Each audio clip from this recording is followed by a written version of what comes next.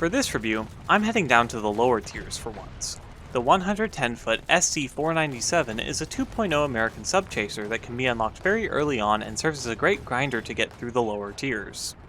For some history, the SC-497 class was built through 1941 to 1944, with 438 of them being built. They filled the role of offshore patrol and anti-submarine warfare. They were nicknamed the Splinter Fleet due to their wooden hulls. In War Thunder, the SC-497's primary armament is a single 40mm Bofors cannon. This may not sound very impressive compared to vehicles of later tiers, but at 2.0, it's an excellent weapon to have. The 40mm Bofors can lay out an almost unending stream of high damage fire, only having to occasionally stop to cool down.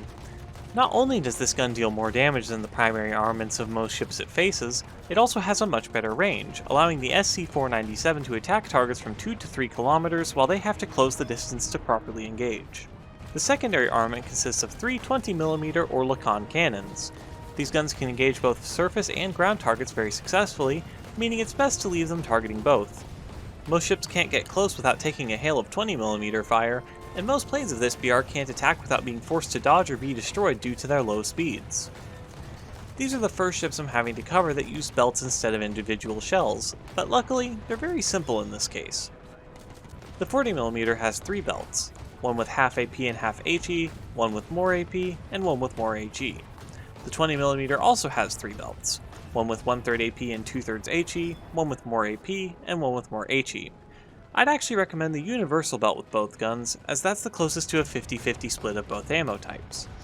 Generally, you're putting enough ammo downrange that you don't have to worry about which type of shell is hitting, and it's unnecessary micromanaging that rarely helps deal more damage.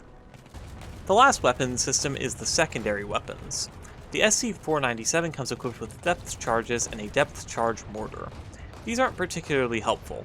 The depth charges require a ship to get very close, and the depth charge mortar is very unwieldy to use. You can take these in case a ship gets too close, but generally they're not worth using. The survivability of the SC-497 is pretty good for the battle rating.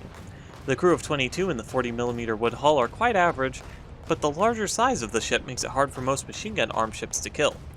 It isn't going to tank large cannons well, but against machine guns or small autocannons it can survive more punishment than most. Lastly comes the mobility.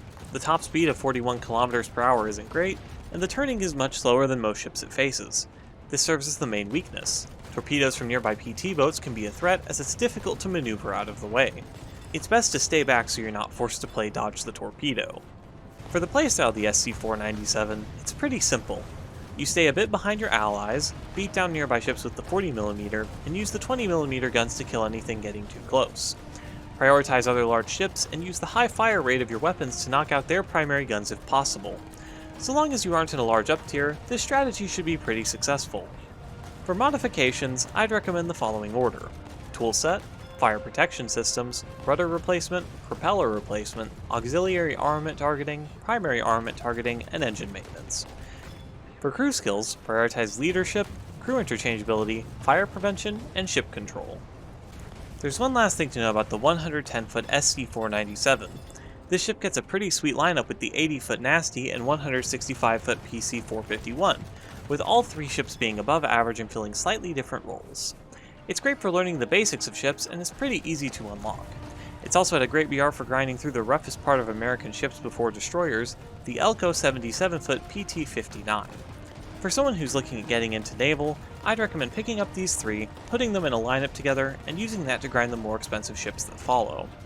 If anyone has any specific ships they want me to cover, let me know in the comments below. You can also join my Discord to give me some ideas or advice directly. I'm on most of the time and generally free to chat. Thanks for watching. Remember to like, comment, and subscribe so I can keep growing my channel and getting more reviews out.